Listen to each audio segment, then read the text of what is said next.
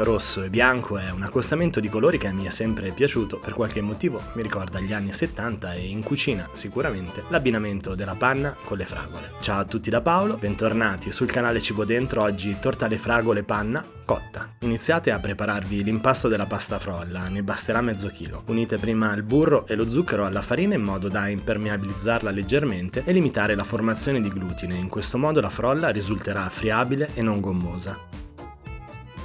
Lavoratela il tempo necessario a formare un impasto omogeneo e compatto, poi ricopritela con pellicola alimentare e lasciatela riposare in frigorifero almeno 30 minuti. Nel frattempo preparatevi le fragole e mettete in una ciotola gli scarti di taglio delle fragole e le fragole troppo mature e in un'altra tagliateci delle fettine sottili di fragola. Io ho voluto fare questa torta da zero iniziando cioè dai soli ingredienti base e facendomi una marmellata veloce nei tempi di riposo della frolla. Se evitate questo passaggio e usate direttamente la marmellata già pronta, allora vi basteranno 3 o 4 fragole per la decorazione. Quindi mettete in un pentolino gli scarti di taglio delle fragole, lo zucchero e il succo di mezzo limone.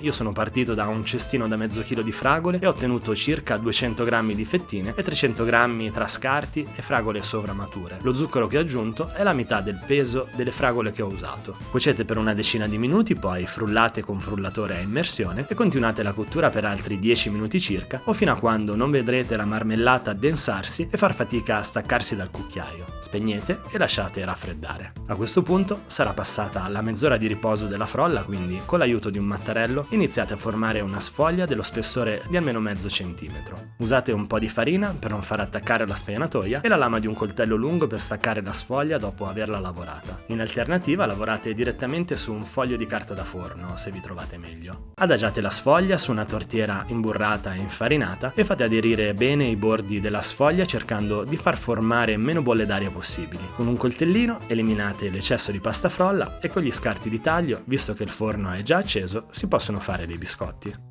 Formata la base della crostata va cotta in bianco, cioè senza ripieno, e se volete fare una pausa mettete la torta in frigo una decina di minuti prima di infornarla. Si solidificherà meglio tenendo la forma in cottura, ma in ogni caso riempitela con del riso o dei legumi secchi usando un foglio di carta da forno in modo che non si gonfi in cottura. Cuocetela così per 20 minuti, poi eliminate il riso e il foglio di carta forno e rimettetela in forno altri 20 minuti per far asciugare bene il fondo.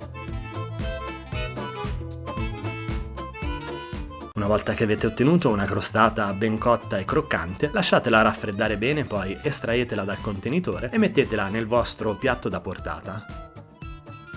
Questa diventerà in pratica il contenitore della panna cotta e per evitare che si inzuppi e si bagni troppo, bisogna impermeabilizzarla con della marmellata. Spalmatela generosamente sul fondo e anche sui bordi della frolla, poi mettete in frigorifero a riposare.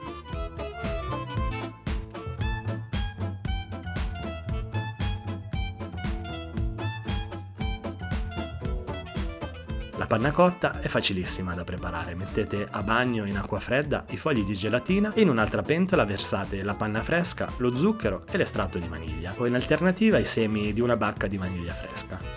Trasferite la pentola sul fornello al minimo e fate semplicemente sciogliere bene lo zucchero nella panna.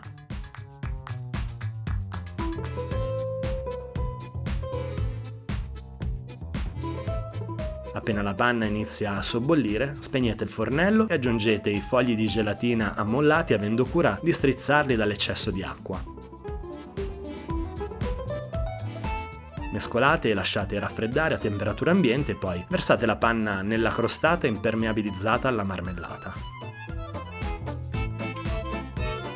Trasferite in frigorifero fino a quando la panna cotta non sarà diventata ben solida, ci vorrà almeno un'ora ma più probabilmente 2. Decorate con le fettine di fragola che vi siete preparati e disponeteli come meglio preferite sulla panna cotta. Volendo potete anche fare una dadolata di fragole, condirle con del succo di limone e coprire tutta la superficie, ma io volevo che si vedesse il bianco della panna cotta a contrasto col rosso delle fragole. Ma comunque decidiate di decorarla, io con questa preparazione un po' più tecnica rispetto alla precedente torta alle fragole che vi ho proposto, ma sicuramente di grande effetto, come tutti i giovedì vi auguro buon divertimento e buon appetito e vi aspetto anche il prossimo, sempre dalle 11 del mattino e sempre qui su Cibo Dentro.